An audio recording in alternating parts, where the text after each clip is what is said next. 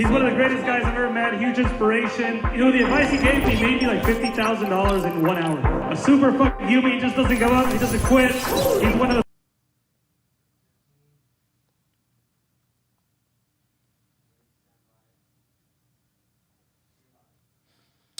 Hey, what is up, everyone? Welcome to the Closers Lab. You know what we do. We talk to sellers live, we break down deals, and we invite you to collaborate with us. Thank you guys, all of you, for last week. I think last week was a success.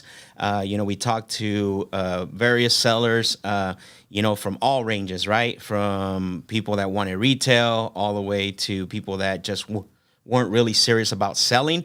Today we have a treat for you as well too. Like always, what's cool about this is none of this is scripted. None of this is planned. We don't take the best recordings and play them for you and break them down. This is happening live as you're watching. And so what I want to do by saying that is I want you also to participate. I want you to comment. I want you to ask questions. And then also, since we are going to be talking to sellers live today, please tag someone. Please, share this with someone that you know that is needing help with, bettering their sales skills, their closing skills, and maybe wanting to learn how to get better talking to sellers. I challenge you today that, share this live with them. I can guarantee you that it's going to be interesting. They're going to learn something. I don't think I've done one so far since I've been starting doing this where I don't get a message where somebody actually doesn't DM me and says, Max, I like the way you said X. I like the way you said Y, or get questioned. Why did you approach the seller this way? How come you didn't say this? I welcome all the comments, all the questions, and please share this stream. It is live, so I want you all to be part of it, and ask questions and comment. Last week, we were only able to talk to a few sellers, but we have a couple callbacks lined up today. Our leads manager, Carlos, did a very excellent job. Thank you guys also for those that submitted the leads. Listen, if you want me to call your leads live on the show, like I'm doing now, and I've done this for many people, is when you can either go to the past shows or once the show is done, the link for you to submit your lead is actually going to be there. There's a Google sheet that you can submit the lead, and then what's going to happen is my lead manager Carlos, he's going to look at it, and we're going to set up the call so that way you can basically watch us, call your leads live. We've done so many. We actually just, as a matter of fact, we closed on a deal yesterday, I think it was, from somebody that submitted a lead. So if you want us to call your leads live and you want us, our lead managers, to basically call them and set up a call for you, like I said, wait after the show. The link will be there. You can go to past show. But right now, let's get started. I'm going to call my first seller. It's here local in Arizona. Again, this is live. Share it with someone that you think needs to get better at sales, that you think would benefit from this program as I talk to sellers live and show you. You guys know that we have a sales training. I'm going to talk about this. I'm going to take 1 minute to talk about this. We have a sales training. You guys have seen our Instagram. You guys have seen that hey, here's how we talk to a seller. Here's how we get a number. But here's the thing. Today, you're going to see that live actually come to fruition, right? We're not just talking about it. Matter of fact, today and tomorrow, we're having our sales workshop. So if you're not attending this one, be on the lookout for the next one. And like I said, we're here to show, not only talk about our sales process, our sales strategy, but on this show, we're going to show you how those sales process and those sales strategies work. So let's call our first seller and see what we get. It's always interesting, right? So first seller I'm going to call, his name is Charles. So he's got a property out here in Phoenix, which is pretty unique, by the way. I don't know how many of you guys that are watching are from Phoenix, but this particular property is actually in a city called Sun City. And this is where all the retirees go, right? So these are the people that we call snowbirds. They come from other states or they just go there to retire. It's a whole community. So this one will be interesting, but let's go ahead and give them a call. I'm going to show you guys the property on my screen so that way you guys can see the property while I'm talking to them. And I'm also going to be showing you, other things like what are the rents going for, things like that. So that way you guys can see what I'm talking about. So let's give Charles a call. And let's see if he picks up. So let's see.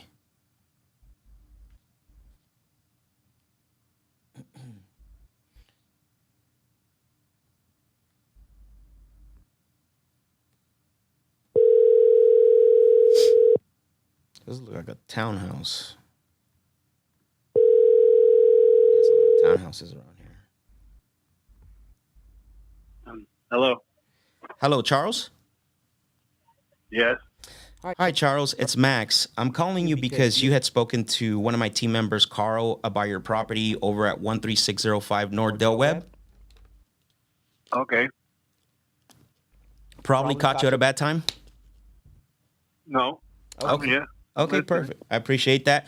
Yeah, so Carl, mentioned to me, he gave me a little bit about, what you're trying to accomplish, and obviously he left some notes here, but a lot of times the notes don't always tell the whole story. Are you okay if I just ask you a few questions just to, piggyback off of what he already grabbed? Okay, perfect. So go ahead. Go ahead. Okay, so one of the things that Carl mentioned to me is that, one of the reasons why you're considering selling this, it looks like you're trying to go back to New York. That's correct. Okay, perfect. And when are you looking to make that happen? Like after, closer to within the next 6 months. Within the next 6 months. Okay. So a question for you, Charles, would be: do you want to have this process done in 6 months, or that's when you want to start to think about it? I don't know. First of all, I have to go to New Jersey and I have to buy something. Okay, I have got to it. Look there. Mm-hmm. So I need some time. Okay. What happens if you don't find something in New Jersey? Oh, I'll find something. You will. Okay. I know I'll find something. Got it. Okay. So I guess that goes back to my original question, Charles. And I'm just trying to figure out how we can best help you and understand where you're at as far as timelines. So are you? When is that starting? As far as you looking for somewhere to move to? Well, we're going to start looking in the next week or so. In the next week or so, okay. And is that going to be that purchase that you're doing in a week or where you're going to start looking in a week? So is that going to be contingent on you selling this property and use those funds, or what is that process going to look like for you? No, I don't think so. You don't think so? I could always put something down just as a deposit on the condominium that I buy or whatever it is in New Jersey. Okay. So Charles, let's pretend it's 30 days, 60 days from now, whatever the case may be. You've identified a property. What's that timeline look like once you identified a property to start the sale of this one? Well, once I see something in New Jersey and I put a security deposit down, then I can sell this. So it sounds like you don't have to buy the other one. Technically, you don't have to close on the other one. No, I don't have to. Okay. So the timelines are a little uncertain. Typically, when I talk to people, right, when I call them and I ask them, about selling, usually they already have a time frame in mind when they want to get their money, how soon they want to get their money. Right now, to me, it sounds like the time frames are a little bit uncertain, just because it's all based on whether you don't know if it's going to be now or in 6 months. So I want to be out of here. I want to be out of here in 6 months. Okay, so you want to be out of here completely in 6 months. Okay, perfect. Exactly. Got it. So can I share a story with you, Charles? Can you what? Can I share a story with you? If it's short, go ahead. No problem. I'm going to keep it short. So we helped out Johnny. I think it was, I want to say in the beginning of the year. He had the same situation. He wasn't sure about the timeline. And basically what we did is that he started we talked to him in December. He wasn't sure. He wanted to be somewhere around March. And what we did with Johnny is that we told him that, hey, here's what we could do, right? If you like what we have to say, right? If you agree on all the offer and terms, what we could do is we could put everything in writing, so that way you have a offer that you can trust on, so that you can depend on. So that way, when you're ready to sell the other property, you don't have to worry about selling it, talking to other people. And it worked out really well for him. I just don't know if that's something that you would be considering doing. So if it's even something that we come to an agreement to, anyways. Well, I don't know. I couldn't answer you. Okay. So I have to speak to my. Go ahead. I have to speak to my wife too. Got it. Okay. So it sounds like she's going to have some input on the sale as well. Well, she's on the title. I do see that. You're correct. I do see that. Okay. So if you were me, Charles, when would you schedule a call back to have everybody on the call, so we can all conversate and see how we can, basically possibly make something happen here? Well, you'd have, I don't know, give me a call sometime next week. Sometime next week? You see, I haven't looked in Jersey yet. Yeah, that's fine. I get it. I'm only going to Jersey so I can be closer to my grandchildren and my children. So I see. Okay. but I have to look for something, and I haven't looked yet. Right. And that's fine. That's understandable, right? I understand there's steps to this. You can't just jump into it. And besides your family, is there anything else in Jersey, or is that the main reason that's driving you over to Jersey? Well, just trying to get back to the East Coast, but my daughter and my grandchildren are in New Jersey. So we're from New York, but Okay. I'm going to go to Jersey instead. Okay, got it. Okay. And then that changed, sounds like that changed over to Jersey instead of New York. That's right. Got it. Yeah. Quick question, Charles, on that. Actually, about the property, because I just pulled it up. I didn't mean to sidetrack here, but is this a townhouse or like a condo? It's a condo. It is a condo. Okay, perfect. I just didn't know the way it was. From what I'm seeing, from what I see the pictures online, it looks like a townhouse. But I just wanted to basically confirm whether it's a condo or a townhouse. Condo. Okay, perfect. So, Charles, I don't want to take up too much of your time. I really appreciate you taking my call today. What I want to do is I want to have Carl call, basically set up a call back with you both, you and your wife. So that way we can talk. And at the end of the day, Charles, we don't buy every single property from everyone we talk to, right? It just doesn't work out, which is standard sometimes. But I definitely would love to have both of you on the phone and just figure out if there's something that we can do together. And if not, it's okay. No feelings hurt. So you said sometime next week. What do you prefer, Monday or Wednesday? Wednesday. Wednesday. Okay. Do you like mornings or afternoons? Afternoon. All right. Would you say in the afternoon at 2:00 or 4:00? 2:00. Perfect. So what I'm going to do is I'm going to have Carl put on my calendar the Wednesday afternoon at 2:00. I'm going to call Charles, and also your wife's going to be on that call. Is that correct? Yes. Perfect. Just out of curiosity for my sake, because I do have quite a bit of calls that day, Charles, I just want to make sure I prioritize your call since we are putting it on the calendar. Is there anything you can think of that day that would stop us from talking with you and your wife? I can't think of anything right now. I get it. Emergencies come up and there's things that you might have to attend to. But, I take these very serious, and I want to make sure that, because I do have a call before you and I have a call after you. I just want to make sure that, when I lock this in, that, I'm not leaving any space taking any space from anyone else. Okay. Okay, Charles. Well, I appreciate the conversation. Okay. Take care. All right. Yep. Thank you, sir. Thank you. Bye. Bye-bye. Boom. All right, guys. So that was a really good call, right? His timeline's a little bit, basically his timeline's a little bit uncertain, right? He's got a lot of things going on. He's got to identify a place, which is not contingent on him selling his property, but he's definitely got to start looking for a place in Jersey.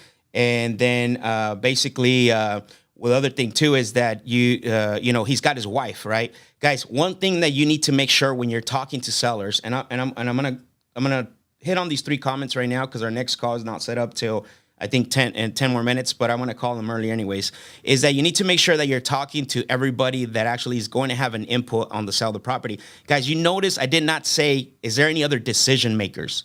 Decision makers, when somebody hears decision makers, what that means is commitment. When someone hears contract, that means commitment, right? So you got to stop using the word decision makers and change it up. Input. Is there anyone you take advice from? Is there anybody that you consult? Is there your pastor, your wife, whatever the case may be? Because if you don't have everybody on the phone, or let's say you're going out to the appointment, what's going to happen is that if you meet this individual without all the people that are going to have an input on the sale, you're going to run into a situation where you actually gave them all the information and they're not ready to make a decision because now they got to consult. The other thing too is you guys saw I shared a third-party story. You notice I didn't apply the solution to him directly. You have to be careful with that. I could have said, look, here's what we could do for you. We can lock it up now. We can basically, enclose it whenever you're ready. Like, he's not ready to make that type of commitment. So what I did is I shared a third-party story so that way it doesn't apply to him. but he's in his mind, he's imagining that. I want him to imagine himself in the third party story, so he can position himself and say, Max, that's what I want. That's what I really want them to say. But obviously, he's not ready for that. So just those 2 tips. Make sure that you are asking for everybody that has an input on the sale of the property. And then number 2, when you're talking features and benefits, use a third party story to make sure that you're not applying the third party story directly to that individual, because now they're going to get commitment, right? So let's see here. Jeremy Marquez says he's trying not to have you worry much about Jersey.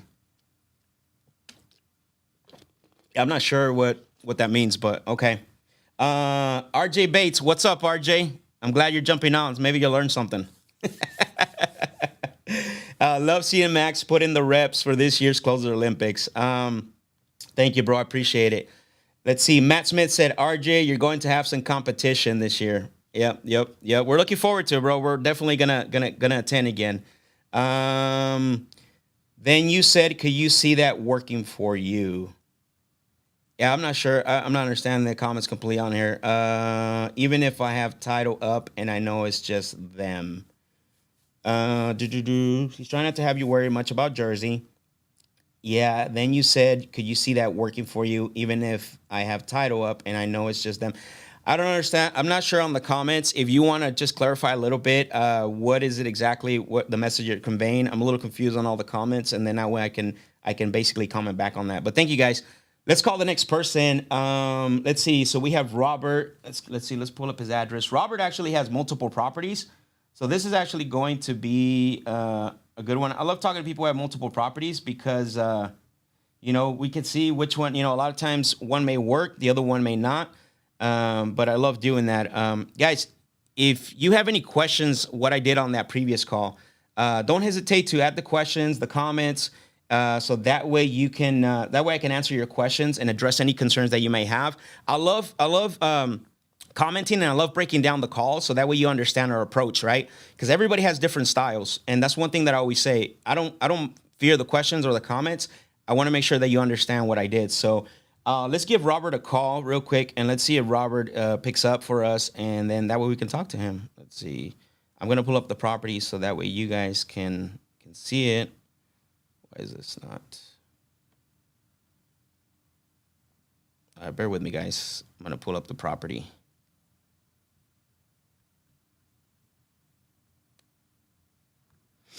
All right, let's see. Let's give him a call really quick.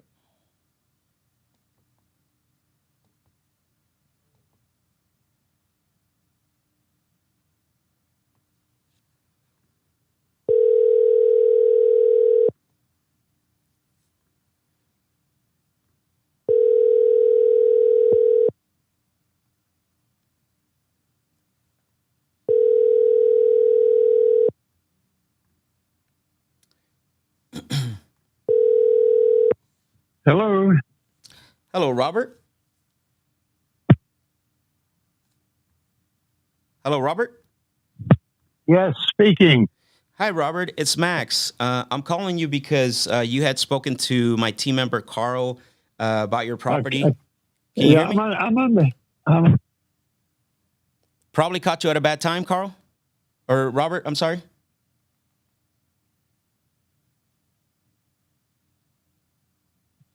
Hello, Robert? All right, let me give him a call back. See, it sounded like he was about to say I'm on the phone on the other line, so let me call him back.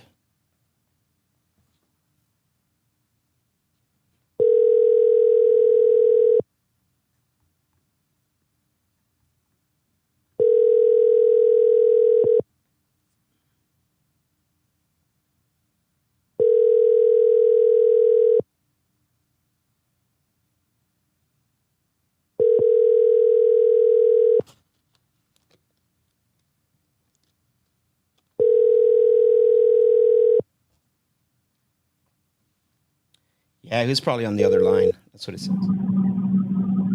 This is Bobcat. Please leave your name and number at the time you called.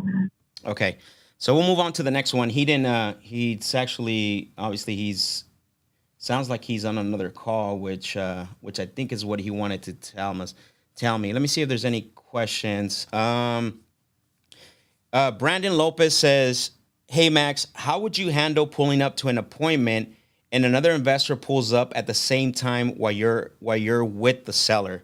You know what I would do, Brandon, in that case, right? So I guess let me back up a little bit. Before it gets to this point, one of the things that you want to do is you want to make sure on the phone before you go out there is always ask them, what else are you, who else have you, is there anyone else that you've talked to about selling, or is there anyone else, or is there anything else that you've done about selling the property, right? To find out if they are talking to other people. Now, do sellers lie? Of course, 100%. They a lot of them do. But you always want to try to leave that window where, hey, if you're first, that's really awesome. Typically, I like to be either first or last. Those are my two choices. Why first or last? First, because obviously I can get there first, and if the deal doesn't happen, I'm gonna scorch the earth. Last, the same thing. If I get there and I know there's an offer that beats mine, I'm gonna scorch the earth as well too. Now it's gonna happen, right? You get to the appointment and there might be another investor there. I'm gonna call the seller out. Honestly, I'm gonna be like, hey, I'm really confused. When you and I spoke on the phone, I was coming out here to buy a property, not to look at a property and make you an offer, and then you decide on what you wanted to go with. I'm gonna call them out, and then if they say, well, can you just come in and I'll let the other person, like, we can do two things, and you have to be a little bit blunt with this because it's your time, bro. Here's the one thing mistake that I see a lot of people in our business make is they, just because we're wholesaling, we're buying properties at a discount, is you don't actually take your time as a priority, right? And I do. I mean, my time is, you guys know, right? Time is money. We always say this. So I'm going to call the seller. Like, I'm really confused. Are we both going to be in the appointment? What's going on here? When you and I spoke, I was coming out to buy a property. I'm not here to look at a house and for you to just take my offer. I'm here. Should I leave or should someone tell him to come back? That's me though. That's my personality, right?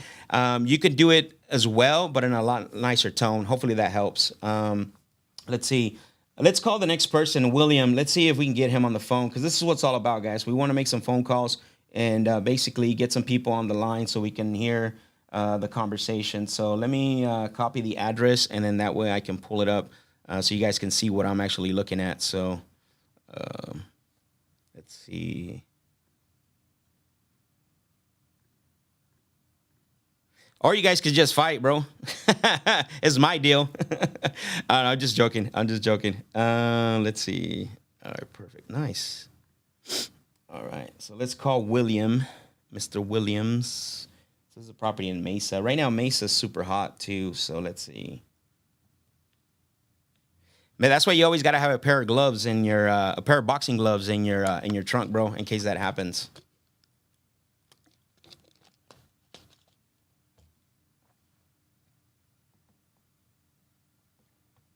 All right.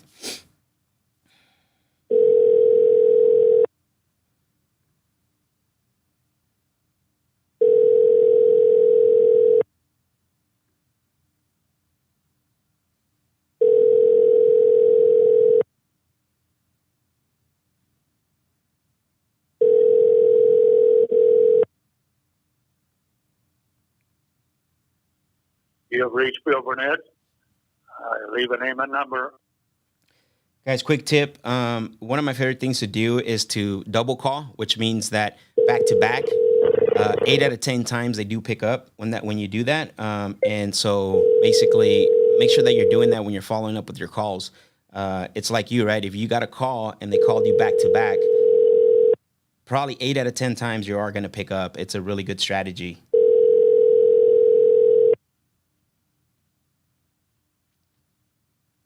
You have reached Bill Burnett.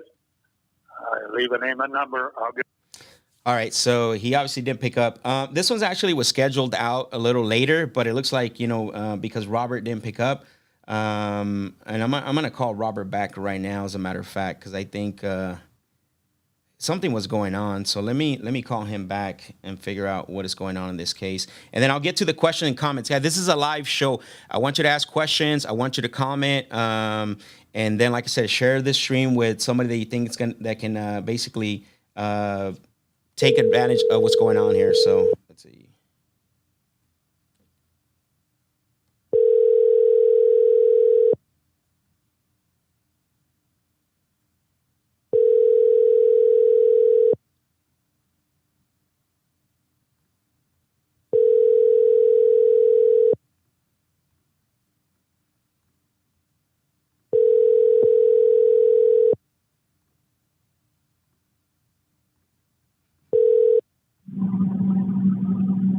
This is Bobcat. Please leave your name and number and the time you call.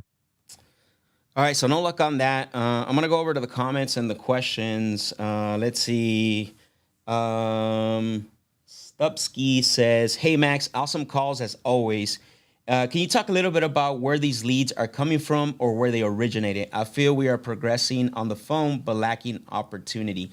Yeah, so a lot of these leads are coming from our cold callers. A lot of times they're submitted by the audience, yourself.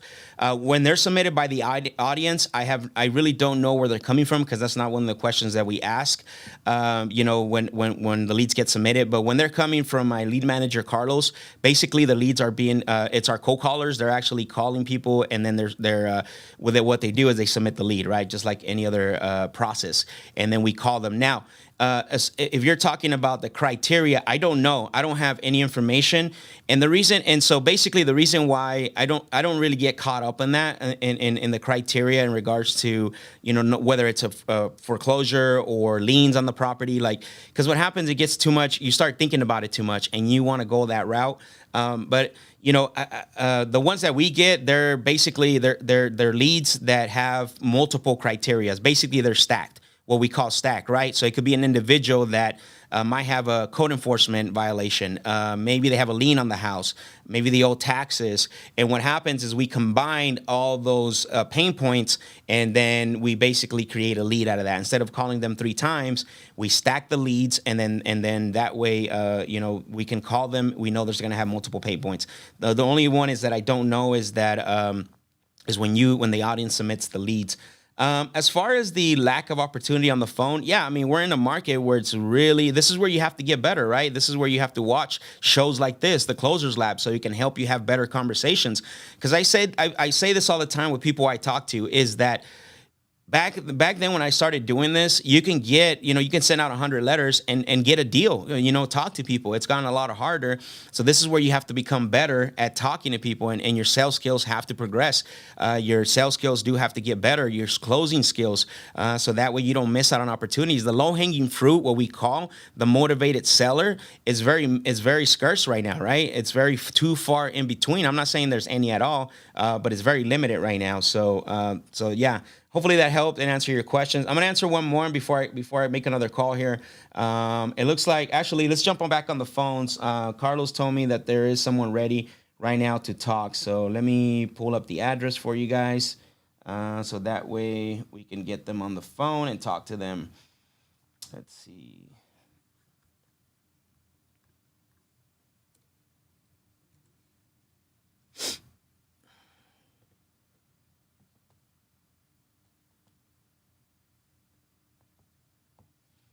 And shout out to Carlos, man, my lead manager. That guy's a beast. He's a machine. So he's the one that's making a lot of this connections happen in the background. So thank you, Carlos. I appreciate it.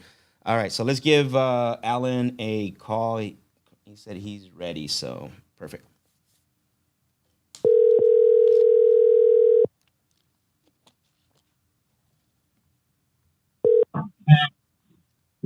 Hello. Hello, Alan.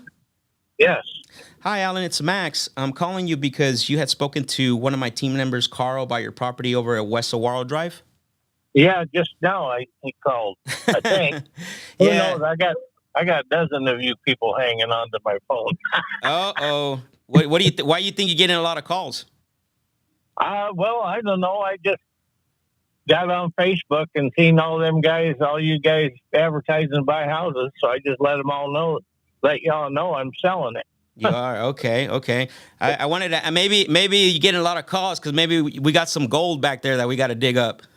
Well, I got gold there. I got like 30 cars and stuff. So.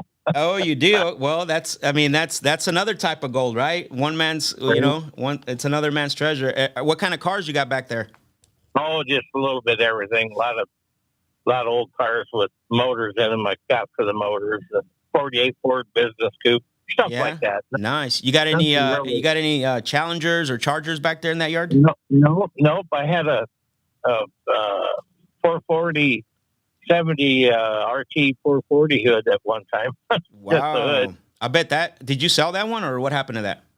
Yep, $1,700 I got out of it. Jeez. Was it the whole body or just just the a hood. The hood?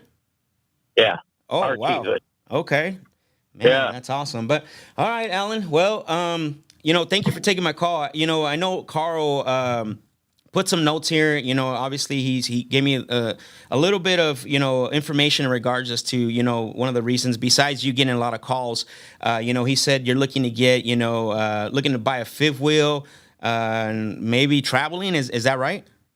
Well, I'm going to head to Iowa if I sell it. If I don't, then I'll head to Iowa anyway and hang out with my mom for a little bit. Doesn't matter. West or east? It doesn't matter.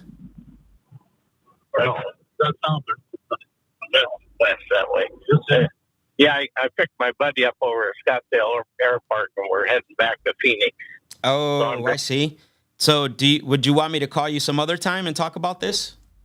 Yeah, call me later on this afternoon. How's that?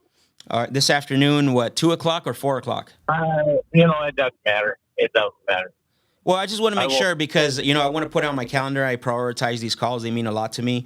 And I usually have either a call before you or afterwards. So I just want to make sure for my sake that I put it in my calendar. So I'm with my phone. Anytime you want to call me, call me. So how about if I put you down for 2:00 today? Yeah. Okay, perfect. That'll work.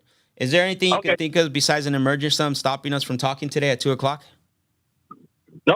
Nope. I'm always open. All right. And if I don't buy the house, would you let me buy one of the cars back there? Yeah, probably. You give me enough money, you can have everything. All right, Alan. Sounds good, man. I'll give you a call today at 2:00. Thank you, sir. All right, later. Bye. Bye. All right, so I did a short call, interesting. I got involved in the conversation with the cars. One thing I didn't ask him if I caught him at a bad time, which is okay. Bill, sometimes that happens. He's obviously driving in the middle with someone, but it sounds like the other person is talking in his ear. So that's why I was like, wait a minute, this. That's why I asked him if I should just call him some other time. So, you guys noticed something when he said I'm getting a lot of calls. I want to just ask what their thoughts are on that, right? That's why I said, you're getting a lot of calls. Why do you think that is? Just to see where they're at in regards to their frustration level, in regards to the level of, them wanting to, sell the property, right? And basically what happens sometimes, right? Like he was cool about it, but there's other sellers would be like, well, it's all you low ballers and you guys are just calling me wanting to take my property. So if I hear that, then I know this is going to be an aggressive person, potentially not looking to sell. But he actually went a whole 180 of that and said, yeah, all you guys are calling me. And I went on Facebook and that's it. You guys want to buy my house, so I want to sell it. So that was really good. So I'm going to read, there's a couple comments that came in. 602 Scale Auto said, do you leave voicemails typically if they don't answer after the second call back? No, we don't ever leave voicemails. However, well, let me back up. So we do leave what we call the cliffhanger voicemail. It's something that I haven't used on this live yet. Basically, what the cliffhanger voicemail, what that entails is that, it would be something like, hello, hey, Max, or hey, Carl, it's Max. I was calling in regards to your property at 123 Main Street, and I'm calling about click. And so what we're doing is we're leaving that cliffhanger, that enticement. So when they hear it, they're going to hear that. They're going to hear that I was calling because of your, because, and the call's going to hang up and they're going to be like, wait, he didn't finish the voicemail. I need to call him back. So we don't leave a lot of, we don't leave a lot of cliffhanger voicemail, only with people like, say, I could be leaving them with the people that we're talking to today, but for the sake of time, I'm just going through the calls and stuff. But yeah, it's a good idea to leave the cliffhanger voicemail, especially if you haven't talked to them. But as far as like a general voicemail, long voicemail, hey, I was calling you because you were interested in my property, blah, blah, blah. We never do that. And the reason why we don't do that is because they're going to have your information. They know why you're calling, right? There's no curiosity there anymore, right? You basically gave them your pitch. And what they're going to do is they're going to put you and clump you up with everyone else. Now, but if you do it the other way where you leave the cliffhanger voicemail, then it's going to you're still going to hold leverage, right? So hopefully that helps. Pure Home Solutions says, how many times do you call a lead that express interest to your co-callers in selling but never answer when you go to call them? It's funny because I made the joke here. I made the joke Tuesday night, right, when we were on our live show, the club collab. I told someone, because I'm going to ask this question. So Carlos wears a chain. He wears a chain, and the chain says, until you sell or die, right? We follow up until you sell or die. And I told Carlos that this morning, and he was cracking up. Now, he doesn't literally have a chain, but we're working on getting him one. Until sell or die. That's really what you have to do, brother. Like, if you're paying for the leads and you're investing money, and they talk to your cold callers, and your cold callers were able to get a yes from them, and they come into your pipeline, there's no reason why you guys, you shouldn't be deading any leads. What you have to do is you need to have a good follow-up system, whether it's somebody like a lead manager, a drip system. Drip system, all it is like in the CRM. Once you can't get a hold of them, after 10 attempts or whatever, you can turn on what's called the drip system, and then it's going to send them text messages. It's going to send them emails. Sometimes they even send RVMs. We don't do RVMs. And then that way the system automatically follows up with them. But remember that until you sell or die, that's really how long we keep following up with them. Harvey Martinez said, Max, the legend, always providing so much value. Gracias, hermano. Hey, de nada. You're welcome, bro. This is why we do this, right? We want everyone to understand, and we want everyone to understand our sales process, not just the way we talk about it or teach it, but you guys see it here working. And the last comment I'm going to cover before I try to get William or Robert back on the phone is great report building. From Jason Toledo, he said, great report building. Thank you, bro. That's one of the things that you have to do is build great reports. So it looks like I got a message from Carlos. It says that William is ready. So let's go ahead and give him a call. And let's see if we can talk to someone, man. All right, let's see. All right, so let me input his address.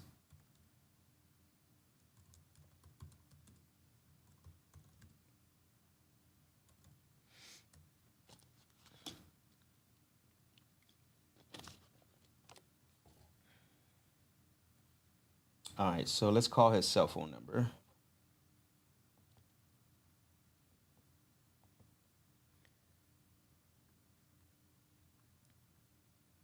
Perfect.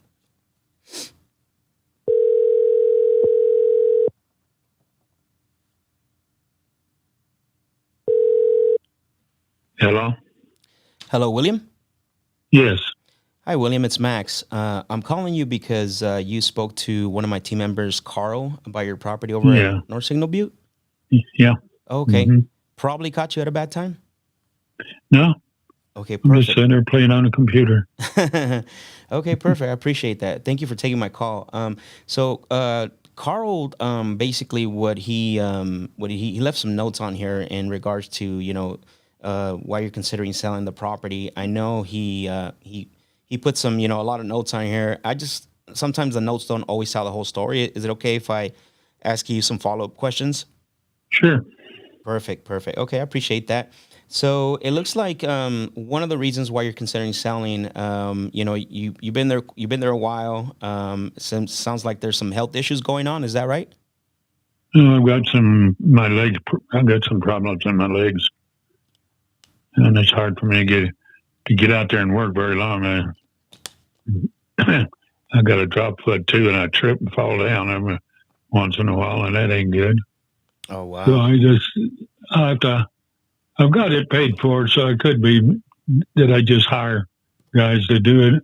I got a guy in the apartment, one of the apartments here. I got an apartment and a mobile home on my property besides my house, and one of them I get him to do a lot of it around here, and I take it off his rent some.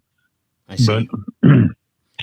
So on the lot itself, you said there's your house, right, which is the single family, the home, obviously, and then you said 2 bedroom, 1 bath, or 1 shower. Don't have a bathtub, and it's about 1,100 square feet or something. No, about 800 for that, and an apartment's connected. There's an Arizona room screened in patio, big one. Okay. It connects the house to the apartment, and the apartment and the house together is 1,150 square feet or something like it. Got it. Okay, perfect. No, and I am looking at it online right now, but obviously the pictures that are on here are they just show like the street view, so I can see the aerial view in regards to the other properties. So how long has that been going on? You know, with your health stuff. Oh, it's, I don't know, a couple of years. But before that, I was out working on it all the time. But Okay. I've got it pretty well fixed up. I got a couple of screens I need to replace on the Arizona room, and So, I had a block fence put around the swimming pool. I got a swimming pool there. okay, I see.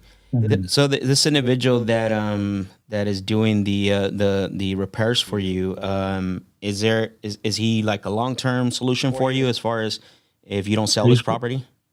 He's been there 10 years.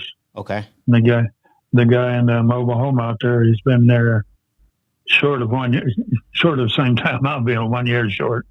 He's been there 23, and I'm right on the 24th year. Okay, got it. Okay. Now, besides talking to us, I mean, what else have you done about selling this property? Oh, I've had all kinds of real estate people calling me all the time. And they're giving me prices, I think, well, I have had a price on one real estate gal.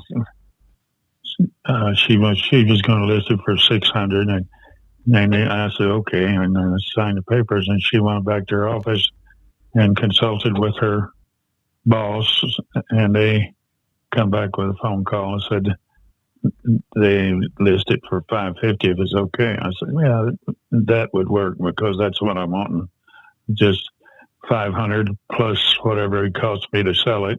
Mm-hmm. So that would be under 550. So they listed it, and I got to thinking, man, with my legs and everything, me moving, and I don't know where I'd move to, but I got kind of some ideas of adult living places and stuff. But yeah, so I just called her and canceled it.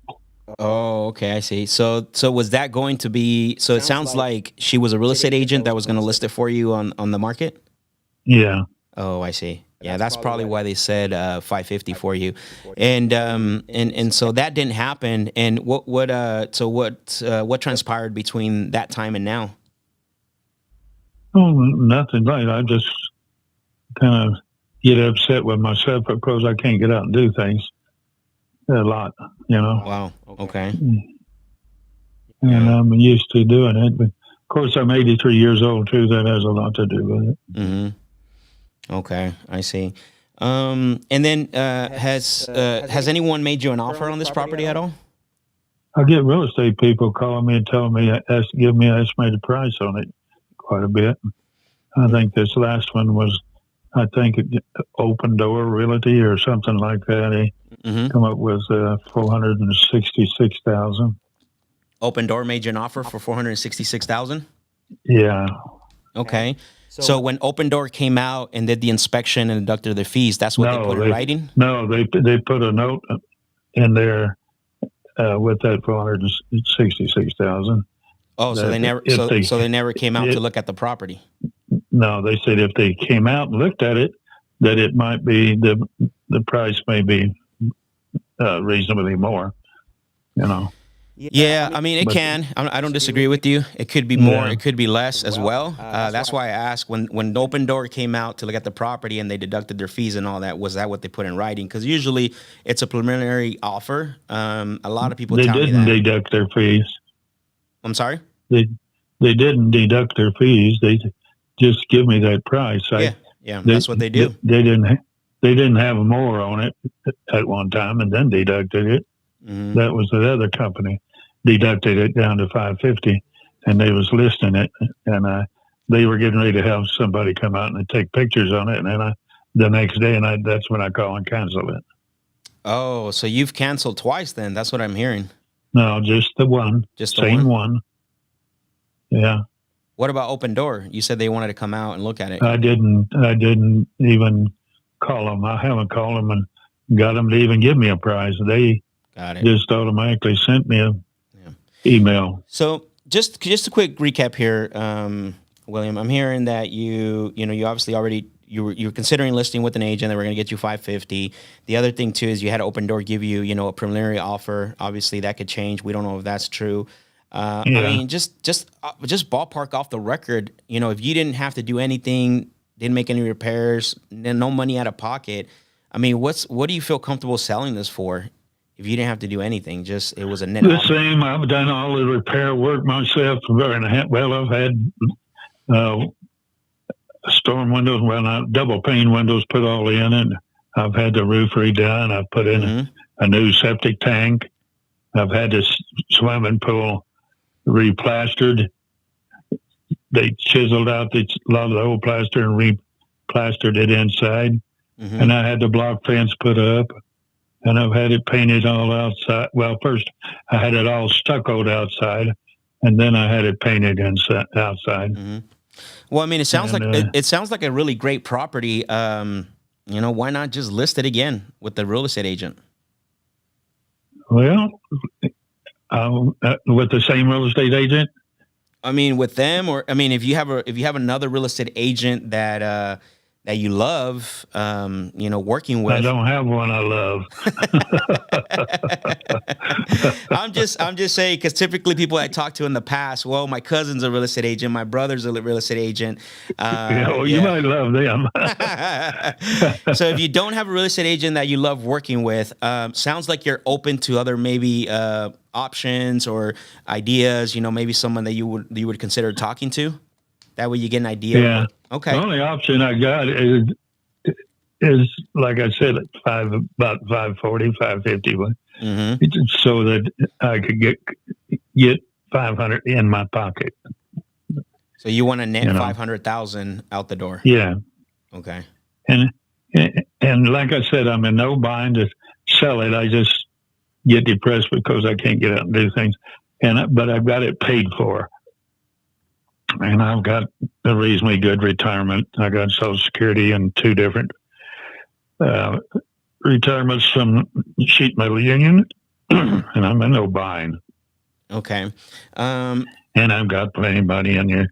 I can live here the rest of my life easy enough, which is not going to be long. I don't have to have too that's much really good. money to live. Yeah, the rest of my life goes on getting up there.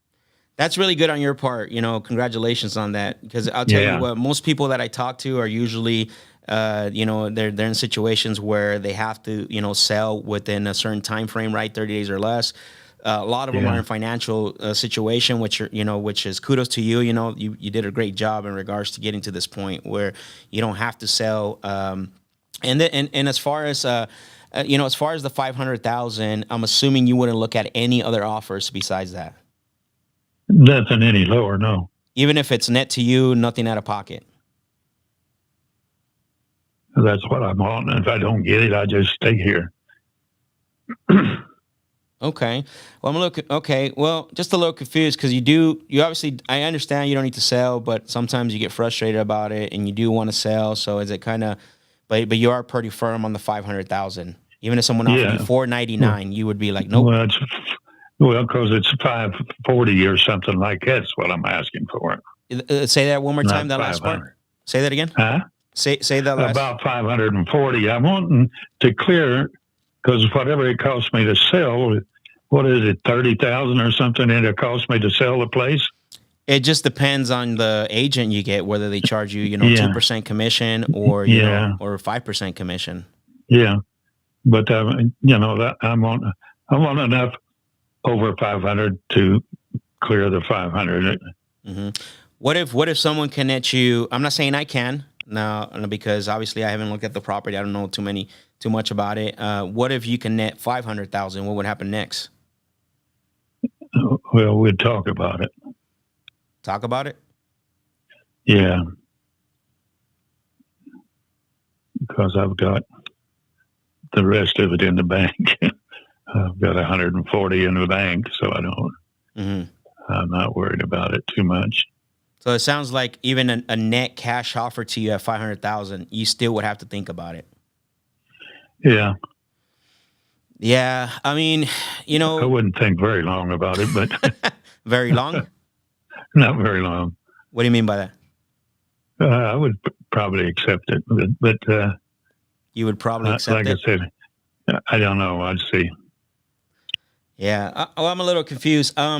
Because I'm getting like, you probably accept it, you probably wouldn't. I'm just trying to, and again, we don't buy every single property from everyone we talk to. You know, obviously Yeah, I that's know. not reality. My job today is just to figure out if this is something that you and I can work together on. And, from what I'm hearing, some of the things you're telling me is you got time. This potentially you might consider an offer if you can get a net 500,000, but yet you won't. So I'm just a little confused in regards to those. How we can work together here, William. Yeah. Well, So let me ask you a question. If you had a magic wand, right, and you said this is my perfect scenario, and you wave the magic wand, what would that perfect scenario look for you in regards to price, move out, and all that? it would be over 500. It ain't going to be under 5. So like 501,000. Yeah. Yeah. No, well, Sounds like you're more comfortable if someone can offer you the 540. That's what I'm hearing. yeah, I'm more comfortable with that. Sure. Yeah, I don't know if I could be your buyer at that. At 540, it really puts me out of the range. Again, I haven't seen the property or anything, and I don't even know if If you're in the range, I know. I'm somewhere around the range, yeah. And this is what I always tell people that I talk to, right? And I'm not afraid to do this. Is that if you're looking to get the most for your property, the right thing to do is probably list it on the market if you have time, money, and you're not in a hurry to sell it, because you're always going to maximize your property. Now, if you don't want to do showings and you don't want to go through the whole process, obviously you pay a little bit for convenience. Does that make sense? Yeah. Yeah, I realize that. So if you don't sell in 6 months, what happens next? I'll just keep on, I guess. Like I say, I'm not in no hurry. Okay. All right. Go ahead. When I get in a hurry, man, I get nervous. I hate to sell the place, really.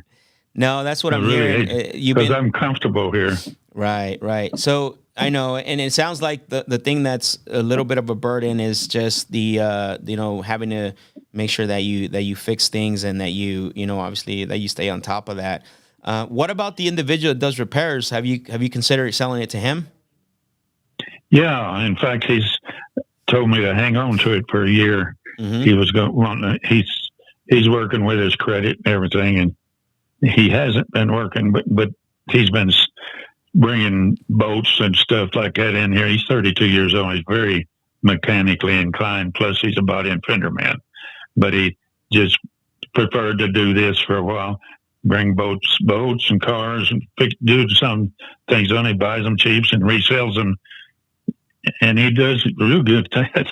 Heck, he makes darn good money at that. But he's supposed to go to work Monday. What is today's? Maybe he said next Monday or this one. Well, today is what, Monday? Yeah, he's supposed to went to work today. But another company that he had worked for, they'd been calling him, wanting him to come to work, and so I guess he. Yeah, plan on going to work. He knocks down somewhere between $2,000 and $3,000 a week doing that body work. Okay, nice. And he's pretty fast about it. Wow, no, that's good. That's good. Maybe he's a potential buyer, but he obviously has to qualify. William, here's what I want to do, because your price range puts me out as a buyer. But here's what I want to do, right? Since you don't have a real estate agent that you love working with, what I'm going to do is, when would be a good time if you were me? Setting up this call for you to talk to my preferred agent. Again, no commitment, just so you can hear other ideas and things like that. What if you were me setting this up? When can I have them call you? Oh, you're going to have another agent, another company call me? Well, it's we're direct home buyers, so we're direct buyers. The person that I'm going to put you in contact with is going to list the property, so that way they can put it on the market for you. Now, I'm not saying that you guys are agreeing to anything, just so you can hear the difference of who I am and what they're going to do. Yeah. Well, just about any time. I'm mostly always home, but Okay. So would He today might. work? If he calls and I don't answer, he just has to call back. I know. I called you like 3 times. I'm like, William's a busy man. Yeah.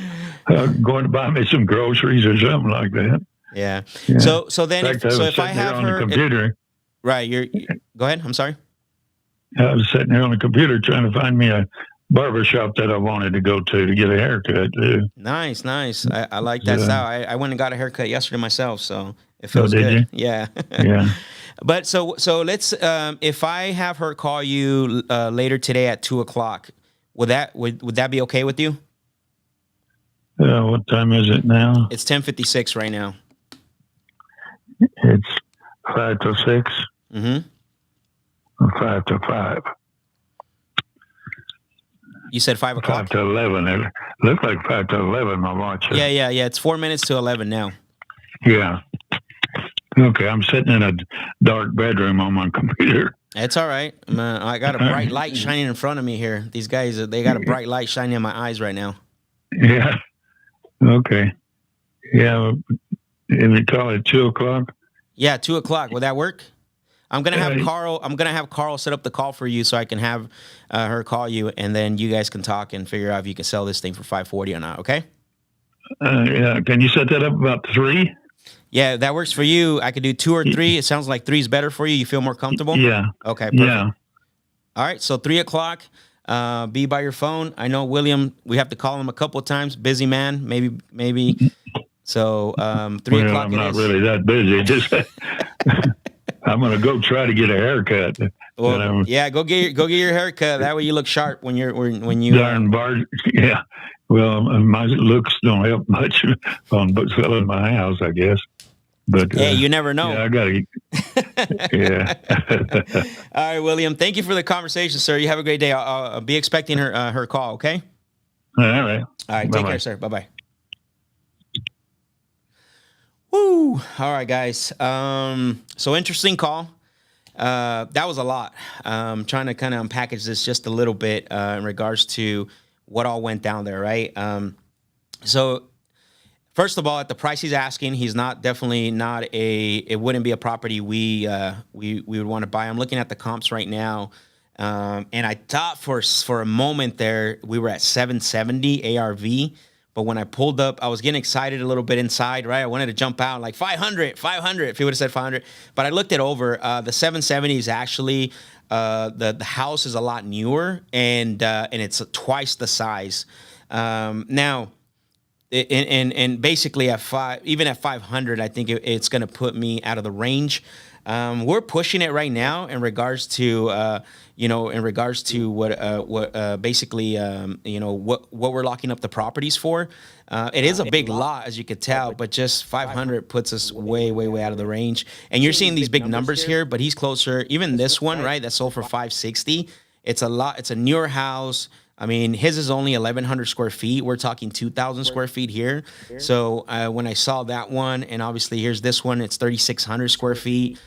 So definitely the 540 that he's asking just puts us way out of range. But hey, as far as the listing, you never know.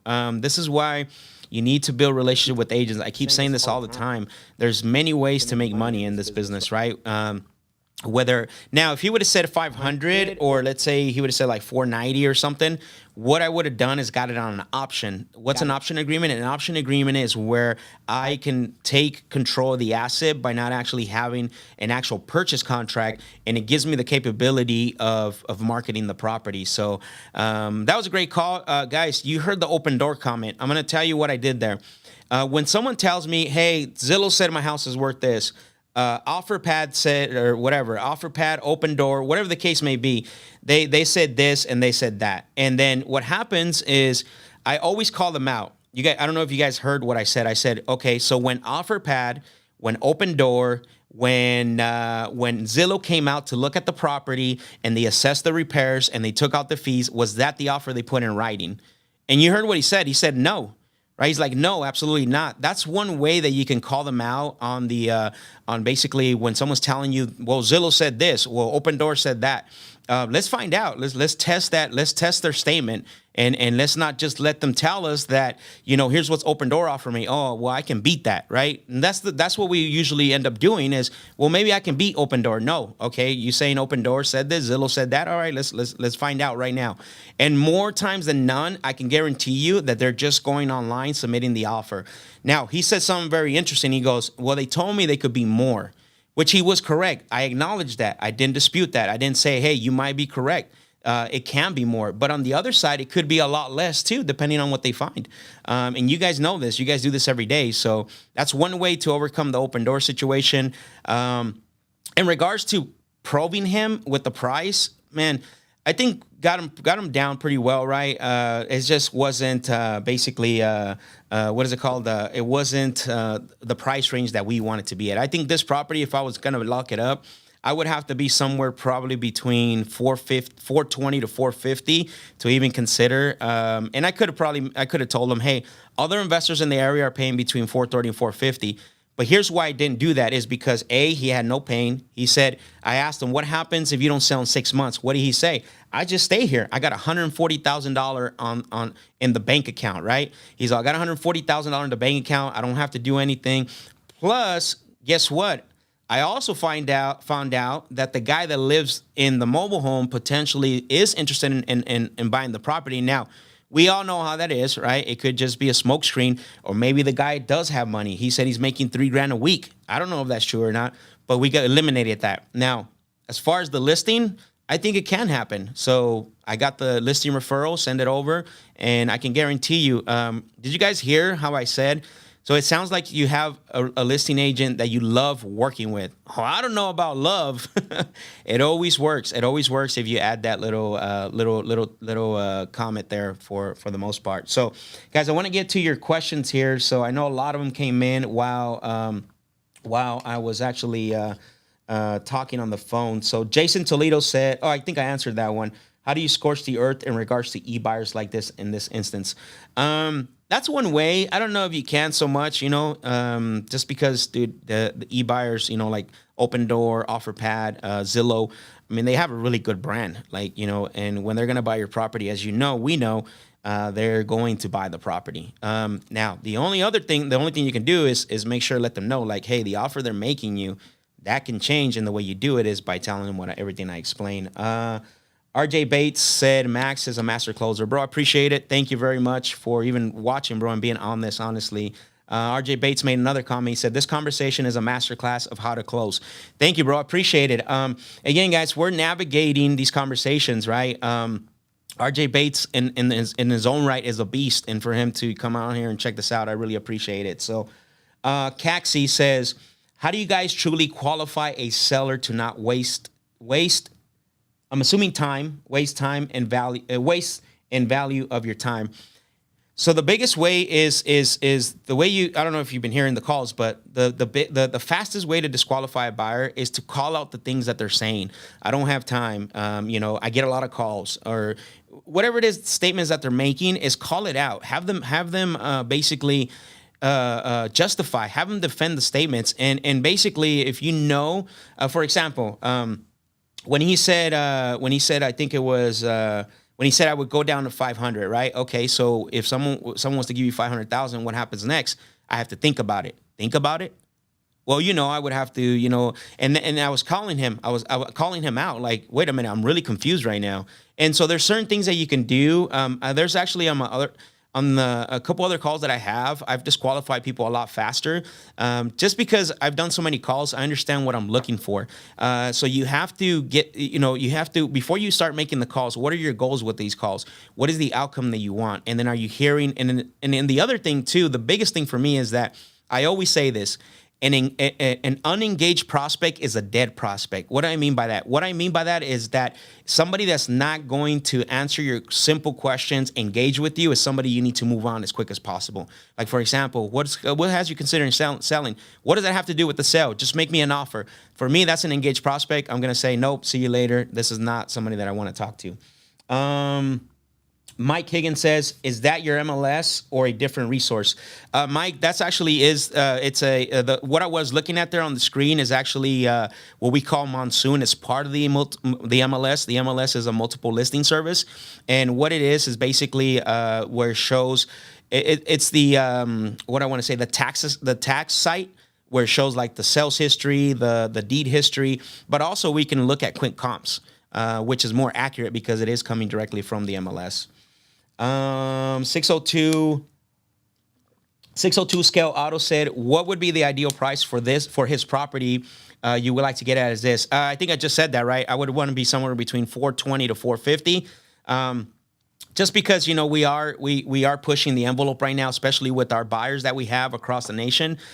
We definitely could do that. So Stumpsky said, "Will there be a spot to plug in after commissions?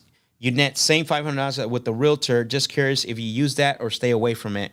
Let's see. Let me read that question again. Would there be a spot to plug in after commissions? You net the same $500,000 as with the realtor.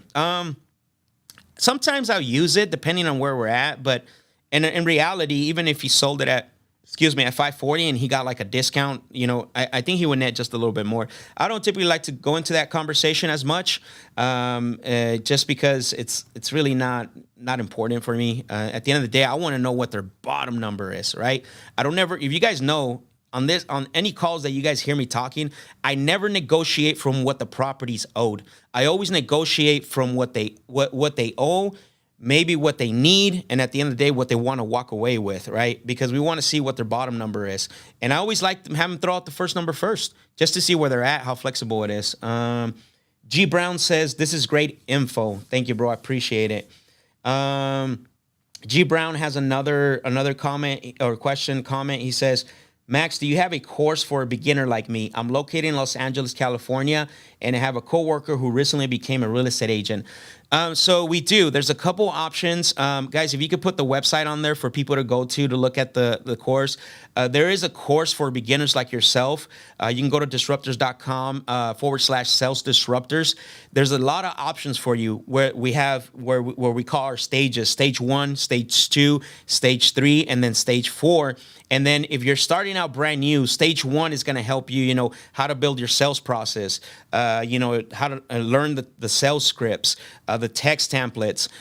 Stage 2 is going to get you how, and then so on and so on. So you can go to that website at disruptors.com /sales disruptor, and then you're going to answer some questions, and it's going to recommend where you should be at. So hopefully those resources that are on there are going to help you to get started. So guys, great questions. I appreciate the comments. I actually have one more call that I'm going to get on right now. I think Carlos said he's ready for me. So let's see if he answers. Let's see. Let's take a look. It looks like it was Carol. Okay, perfect. So let's call him.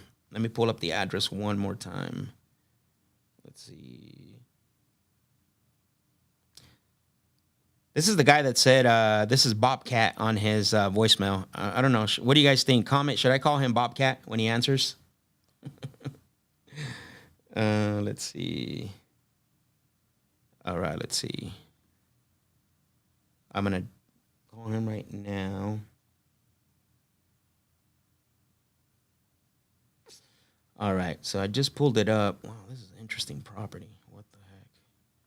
So this one is in Tucson, which is a market south of Phoenix in our backyard. So Arizona anyways. Whoa.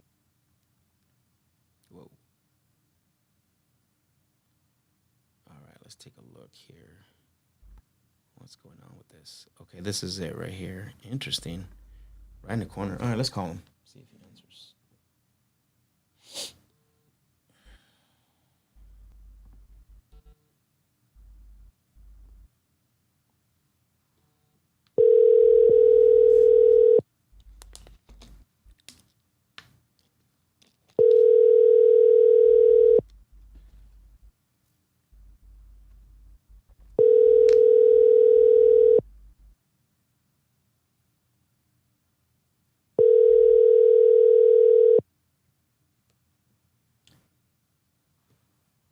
Yeah, and he was ready earlier when I was on the other call, so the other call took a little longer. So there's a possibility that he might not pick up again. This is Bobcat. Please leave your name and number and the time you called. Someone will get back to you. Is not available. Hey, Bob, it's Max. Oh, there he is. He's calling me back now. Hello, Bob. Yeah, I'm returning your call. I'm having trouble with my phone. Did you just call me? I did, Bob. I called you earlier, and yeah, I heard you talk, and I was trying to talk, but yeah. So thank you for calling me back. Yeah. What's happening? Not too much, Bob. I was calling you because you had spoken to one of my team members, Carl, about your property over in Tucson. Right. Okay. Yeah. So I wanted to call you because Carl left some notes here for me in regards to you wanting to sell the property. You had some interest, in getting rid of it. And what I always tell people about is the notes don't always tell the whole story. So is it okay if I ask you a few questions? Yeah. What property are you talking about? So the one I'm looking at right now is 356 North Euclid Ave. Right. Okay. Go ahead. Okay. Perfect. Is that the right one? Yeah. Okay. Do you have it looks like you have another one, right? As well? I got four more. Yeah. Oh, I see. Okay. Yeah, like I said, Carl left the notes. I just wanted to follow up on some of the notes. So what I'm looking at is, a couple of the reasons why you were considering selling was, obviously, you're looking to, you have multiple properties. Sounds like you're wanting to maybe offload some of them. So what else? I mean, as far as selling them, are these rental properties right now? Or what are they? Can you tell me a little more about them? Yeah, there are 3 properties on the lot. One is it's listed as 804 East 7th Street, and the other 2 properties, a guest house and a 3-bedroom house, are on Euclid. Mm-hmm. The 2-bedroom house has a fireplace, walled-in yard. The guest house, a big lot, Mm-hmm. secured parking behind a big gate. And the 3rd house has 3 bedrooms, open space, kitchen, dining, living room area, and 3 pretty big bedrooms and a walled-in patio. Okay. Got it. And these properties you just mentioned right now, these are all on the Euclid site? Yeah. And one of them is facing Euclid, but the main house is facing 7th Street. It's on the corner. Yes, I see that 804 now. East 7th, and then there's 2 more houses on Euclid. Got it. Okay. Got it. I see. That makes sense now. So the one facing the 7th Street is the 804, right? Yeah.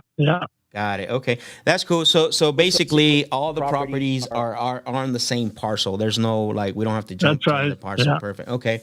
Now the other thing Carl mentioned to me, looks like, obviously one of your concerns was potentially selling them. I don't know. This is what the note says. I just want to get clear in that is maybe your capital gains. I'm hearing a concern about that as well.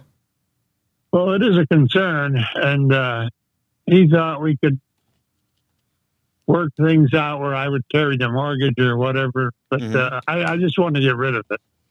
So you're not you wouldn't be open for us to make you payments?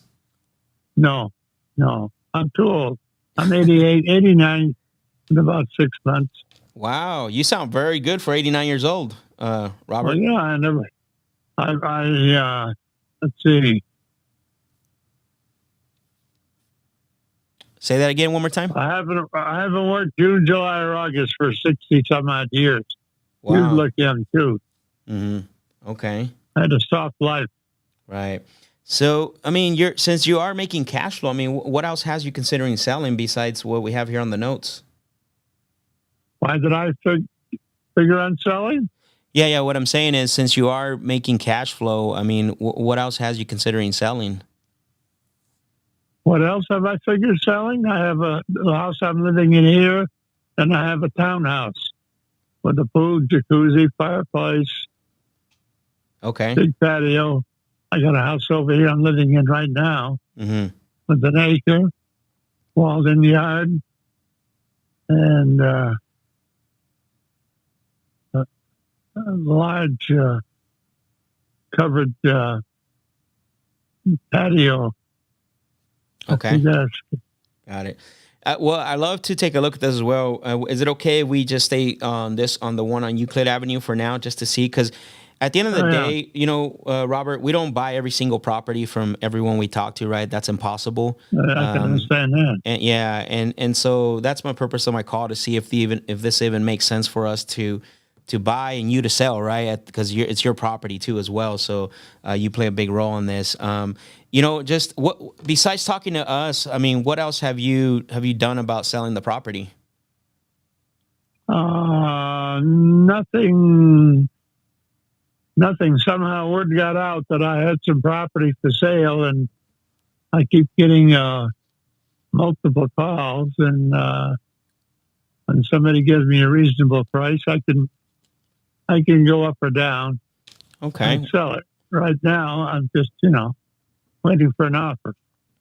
You're looking for an offer. So when you say a reasonable price, what do you mean by that?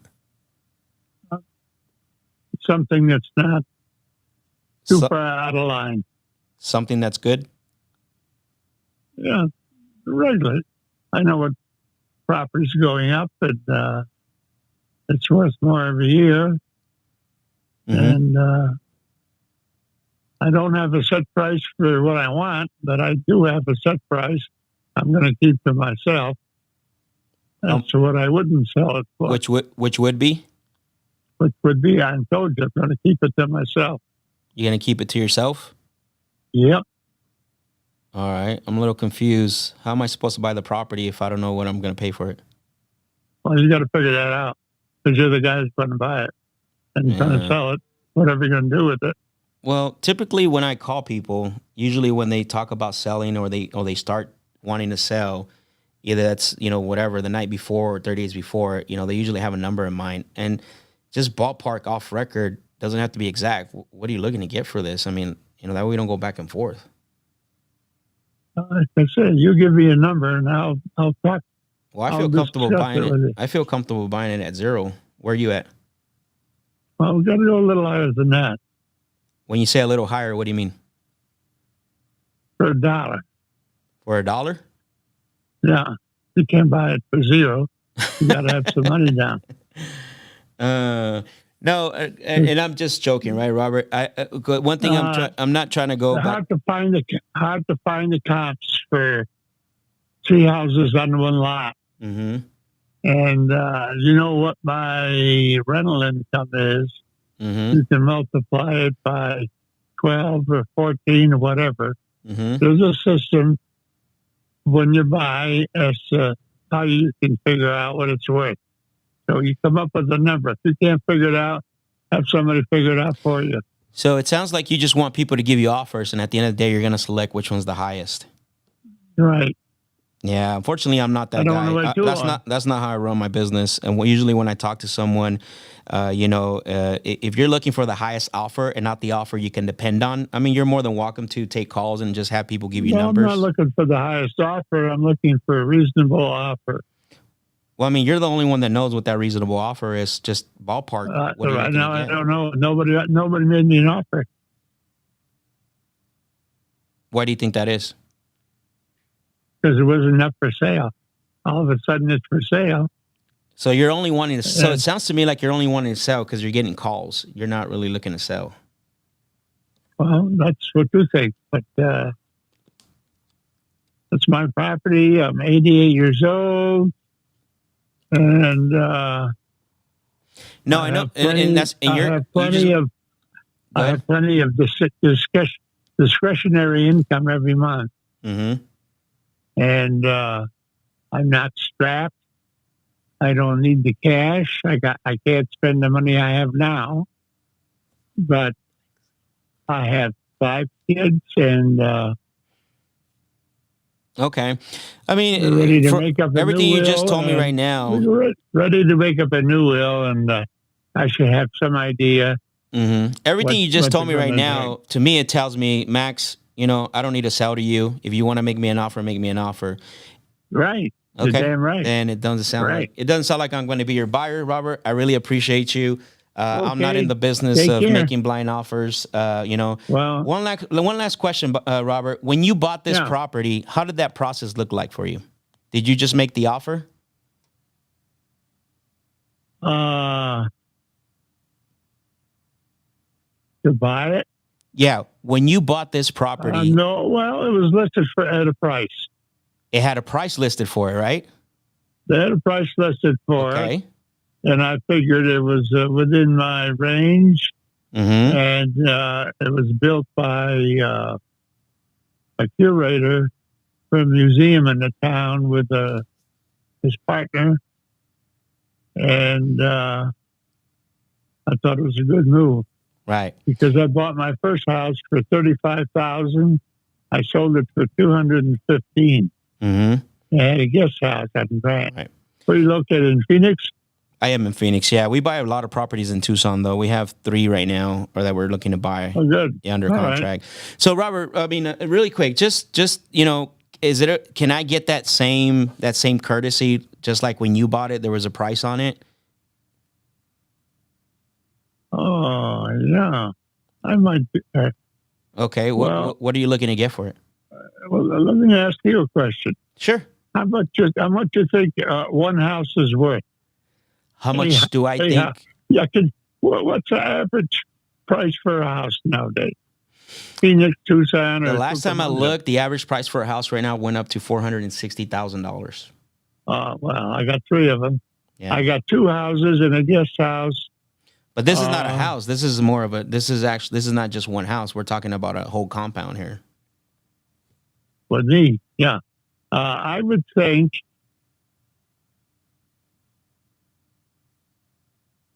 somewhere around $550,000-$600,000 for 3 houses. Maybe less, maybe more. I'd take less. 550 to $550,000. Yeah, or 500, whatever you people want to offer. Too much? Well, I don't know, Robert. I mean, you tell me. You think that's too much for me to pay for? Well, you're buying. I'm trying to sell. I gave you the price. What the hell's going on? No, nothing. So it sounds like that's a big range. So let's pretend now. I'm not saying I can't. I really haven't gotten the details right. Like, I don't know. I know you told me a little bit about what the property's cash flowing. Also, the bed and bath mix. In regards to the meter on the property, who pays utilities? Are they all individually metered for electricity, water, and all that? I think I pay the water and they pay the utilities. Okay. The electric and gas. Okay. So you pay the water and they pay the utilities. Right. Got it. Okay. Electric. I see. So, yeah, and Barrett here, I'm looking online as I'm talking to you as well, just to make sure, obviously it's really hard sometimes online because it obviously doesn't show pictures or anything. Are you looking at the property from above? Yeah, I am. Mm-hmm. Yes. Let's see. Pretty big lot. It's maybe half the block. Mm-hmm. And there's a wash at the end of the 3-bedroom place, off-street parking. I do see that. They cleaned it up. It's like a park down there. Right. Okay. And the people that have the right of way through my property have improved their facilities. It looked like a dump, but they fixed it all up. They knew that the ground was worth something, and they modernized the homes just 50, 60 yards away and through the alley. Okay. So, all right, let me see. Let me check something real quick. Bear with me, okay? You making any money?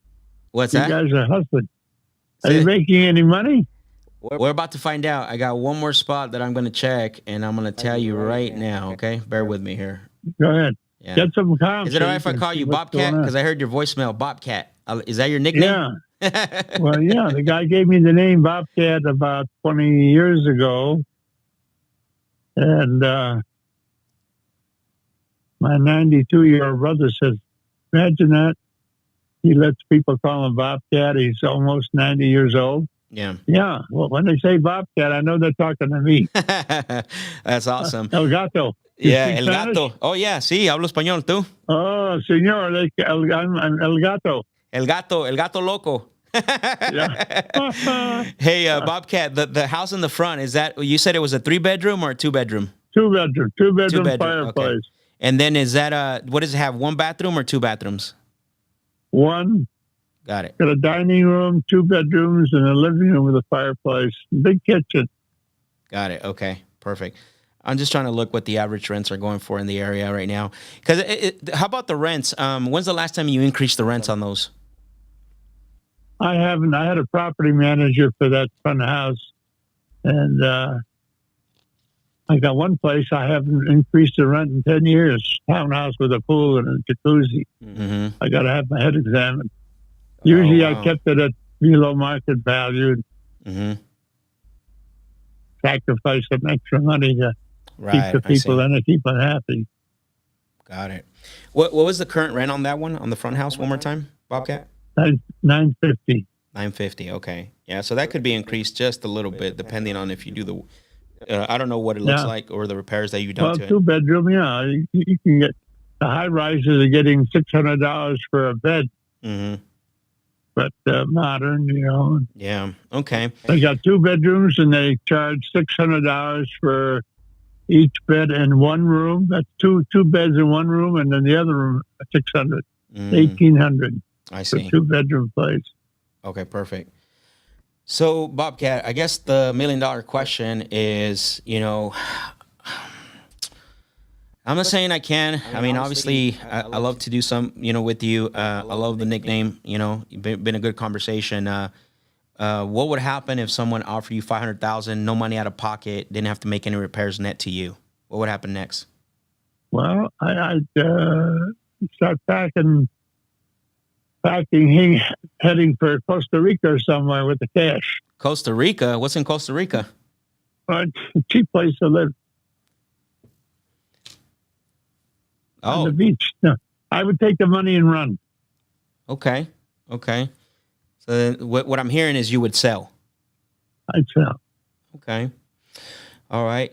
And basically, when someone tells me that, they usually when someone says they would sell, they would feel comfortable putting things in writing. Is that what I'm hearing?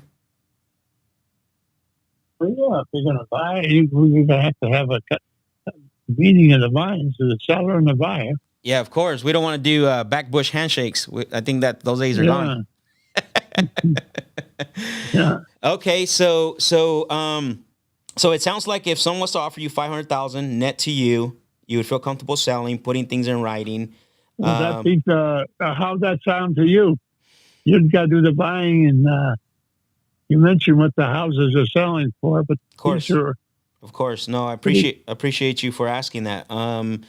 Well, I mean, I'm there. I'm close to that. The next thing for me would be, to come out and take a look at that, look at the property if that's possible. I don't know if you can make that happen for me. Well, I don't want to disturb the tenants right now because a lot of people are interested. Yeah. So Bobcat, one thing we've done in the past with other people that have had investment properties, and obviously that's always the biggest fear, is going out to the property and scaring the tenants. One thing we've done is we've come in as a contractor, maybe to get quotes, a landscaper. We don't actually talk to the tenants. You can tell them like, hey, I got a window guy coming out, or I got a landscaper to give me a quote. And it's worked really well with them. Oh, good. I don't know. I never thought of that. I'm sorry? I haven't thought of that till now. Yeah. So, you just let them know like, hey, I have somebody that's giving me some quotes on windows. And we don't talk to tenants because we understand the importance of, the problem that it could cause if they find out like, hey, he's looking to sell. Yeah, exactly. Yeah. Start packing. So what if we come in, if you let tenants know when we come into, as a contractor, whatever you want to tell them, window, landscaper. Like I said, we don't talk to them, and we'll be in and out in less than 15 minutes. I just, want to look at a couple things, being that this is, a property that has multiple dwellings. It's built in '69. I just want to confirm some things, and then I can tell you, hey, that price works, and we can put everything in writing. Okay. My wife is a joint owner with me. I need to discuss it with her. Mm-hmm. Okay, but, that's fine. I mean, that's the other thing, right? No problem. Yeah. While you're discussing it with her, is Carol, correct? Yeah. Okay.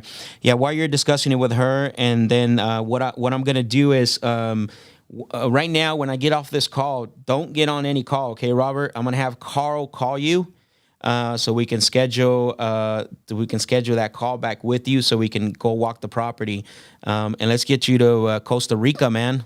Go drink some piña coladas. Okay. Okay.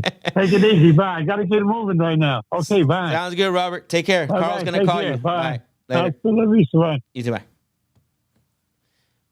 Woo! All right. So that call, I mean, there's too much to break down there, guys. So you're gonna have to go back and watch this. I think it's a deal. It's a multifamily property. My only concern is that, man, the property is very, very old, and I don't know. I gotta check.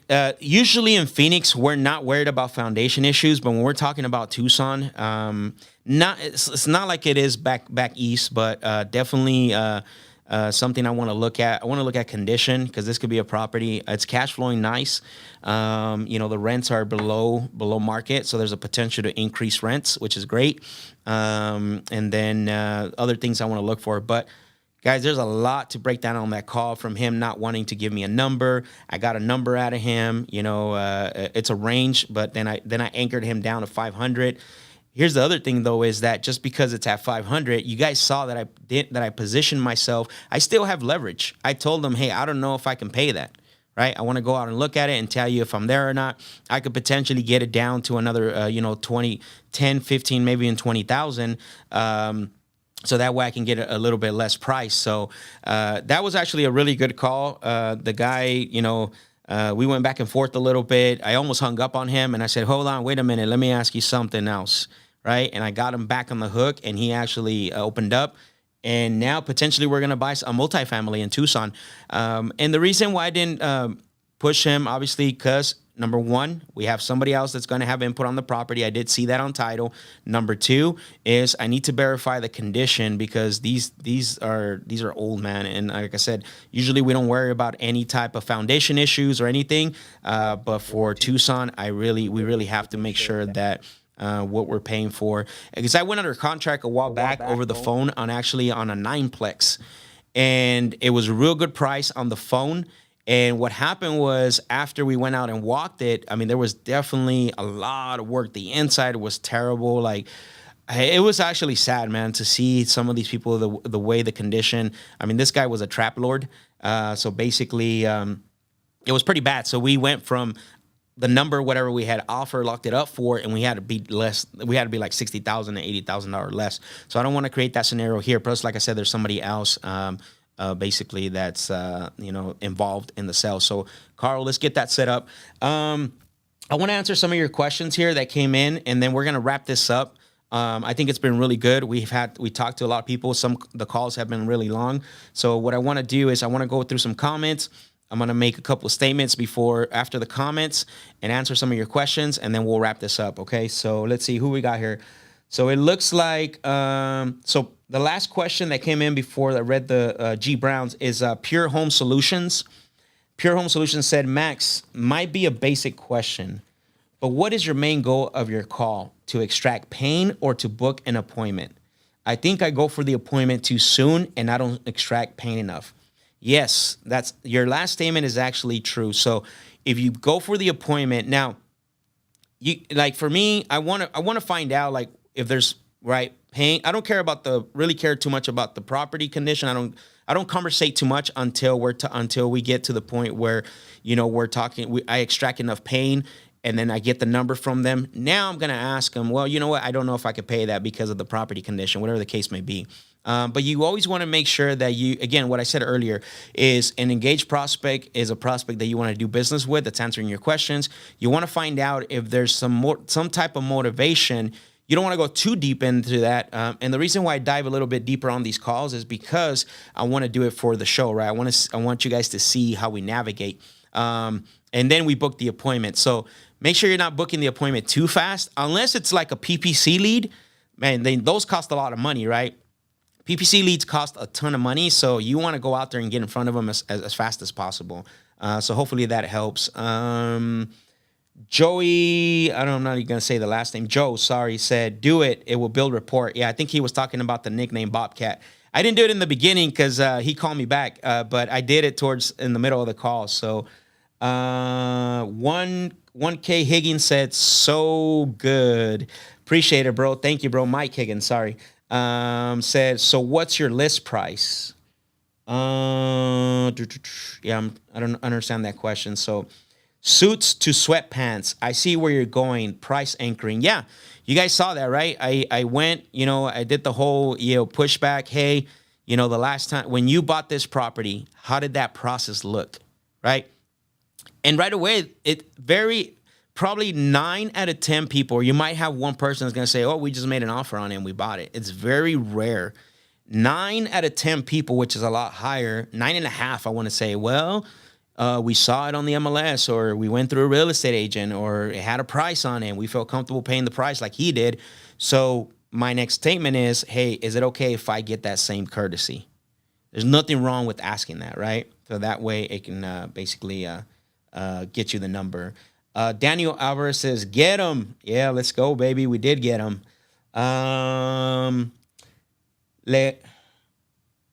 Leon Manuel, I think that's how you pronounce that. Got the number, exclamation point. Yep, we did. We got the number. So Mike Higgins said, is that for all three? Yes, bro, that is for all three. Carlos said, boss, you extracted the price from him. Yeah, thank you, bro. I appreciate it. And then the last comment on here said, Sigmund Paul said, knowing this is live, what's your step if someone calls him and makes him an offer? Honestly, at the end of the day, I'm not even scared, man. Like, I can tell you that nobody with, and I'm not, trying to be cocky or arrogant or anything here. I can tell you that to be able to execute and build rapport at such a high level, I'm not worried about it. Go ahead. You can call him. I can tell you right now. He's basically, what is it called? He's in, man. And I don't think he's going to give anybody a number like I did unless you repeat. You're listening to my call while you're talking to him. But go ahead if you want to call him. I built so good rapport that I can guarantee you that there's no way that no matter if anybody makes him an offer. So 602 Scale Auto said, he's ready to sell. I don't think he wants to inconvenience the current tenants. He doesn't. That's why I said, I said, here's the way we're going to do it. We're going to tell them that we're coming in as individuals. Now, obviously, we're on a live call here. So once I get off this call, I'm going to do a little bit more research because this is a property we want. If I find out that, hey, I'm good with buying the property, because we got people down in Tucson that will drive by this property and walk the property and take pictures for me. So you got to play the game, bro. You can't just say, well, I'm going to make you an offer just knowing what's going on in the market. No, hey, hold up. I want to see the property, blah, blah, blah, this and that. You got to play the game. I'm going to get off this call right now. We can have somebody literally drive by there and take pictures. I can do a little bit of research, and I can buy this thing on sight unseen. Like I mentioned earlier, we bought one sight unseen already, a 9-plex. And then later on, once the due diligence kicks in, we walk the property, right? So, but you got to play the game. So, I don't think there's any more comments or any more questions from what I can see. But guys, this has been really good. We went an hour and 40 minutes, which is awesome. Thank you everybody for joining me on the Closers Lab. Don't forget, we're live every single Thursday at 10 a.m. Arizona time. Right now we're Pacific, but we always want to say Arizona time because we don't change time zones. So we're live every single Thursday, 10 a.m. Arizona time. Guys, if you got value out of this, please share this live. Tag me on Instagram. My Instagram handle is at @realmaxjimenez. Shoot me a message. What was it that one thing that helped you? What was the a tactic or something mindset that shifted where you listen to these calls? And we're just gonna keep doing this every single Thursday. And then also, I know that some of you had questions about where can you learn all this. Don't forget, you can go to realestatedisruptors.com/sales disruptors. What's great about our website is we structure it to depending on your level. It's not a one size fits all. We want to make sure that, if you're a beginner, you get the beginner stage. If you're already executing, you're doing 3 to 4 to 5 deals a month, but you want to scale, we have that option as well too. So that way you can plug in and then basically, come to either our workshops. And then the other thing too, the last thing I want to say is, if you are looking to collaborate with us, reach out to me, send me a message. You guys know that we have the show Club Collab every Tuesday. That's something that we also do here, so that way you can see. We're going to start breaking down deals on the Closers Lab, but let's reach out. Let's do it. Let's collaborate on a deal. You don't necessarily have to have it under contract. We always say this. You can be working a hot lead or a lead that you can't close. Actually, today, one of my closers, Jesse, he's going to an appointment with someone at 2 o'clock to go help him get that contract. So remember, guys, reach out to me, send me a DM, and let's do some deals together. Thank you, everyone, for watching. Later. The most well-known salespeople out there, sales trainers in the country. Very impressive guy. Give it up for my guy, Max and CERRADOR. Jimenez, baby.